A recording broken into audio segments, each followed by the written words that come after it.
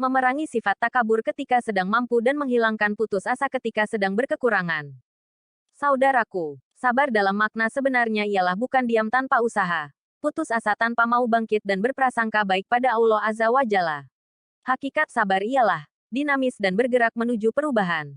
Sabar tidak statis yang jika kita diam ketika Allah Azza wa Jalla menyapa dengan cobaan, maka akan sulit menemukan jalan keluar.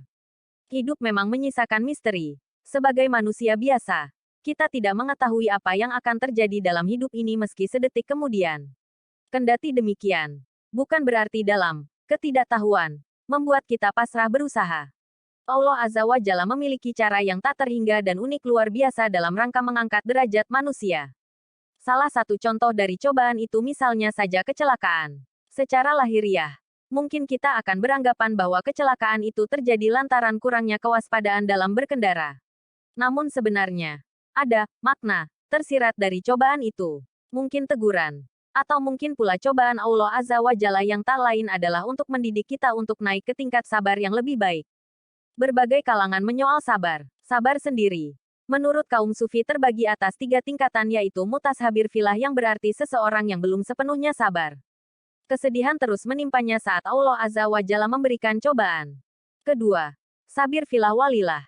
Sabar tingkat 2 ini dimiliki oleh sebagian orang yang sudah dapat bersabar, meski belum sepenuhnya dengan tetap mengeluh atas ketetapannya.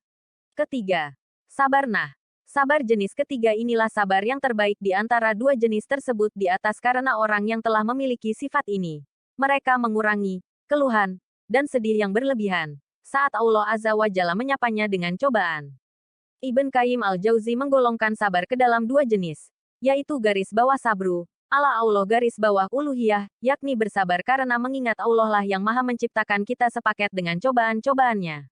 Sabar yang kedua ialah garis bawah sabru bilah rububiyah, yaitu bersabar dengan meyakini bahwa ada didikan Allah Azza wa Jalla yang mengandung hikmah atas cobaan itu.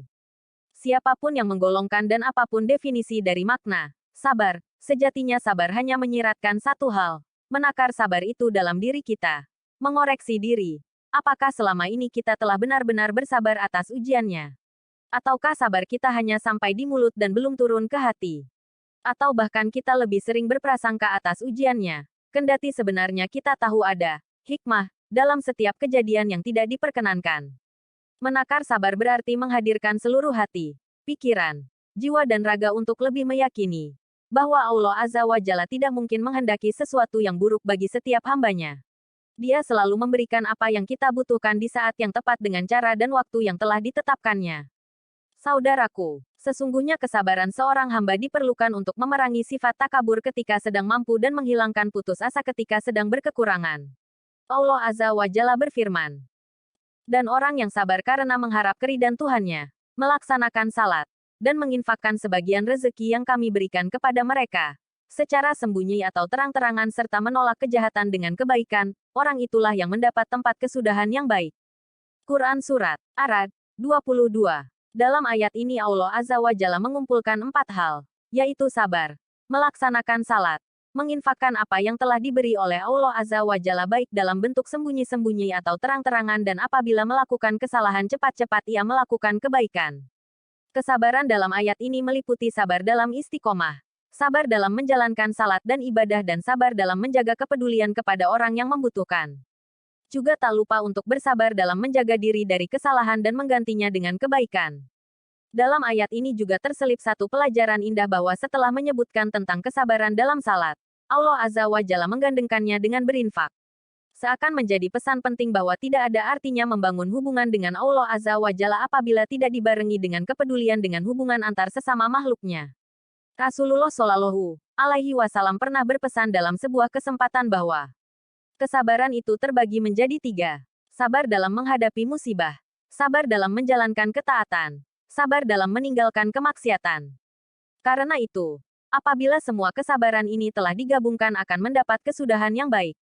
Sabar ketika susah, sabar ketika senang, sabar ketika jaya, sabar ketika terkena musibah, sabar dalam menjalankan ibadah dan beristiqomah dalam kebaikan maka Allah Azza wa Jalla menjanjikan kabar gembira kepada mereka dengan nasib yang baik di dunia dan akhirat.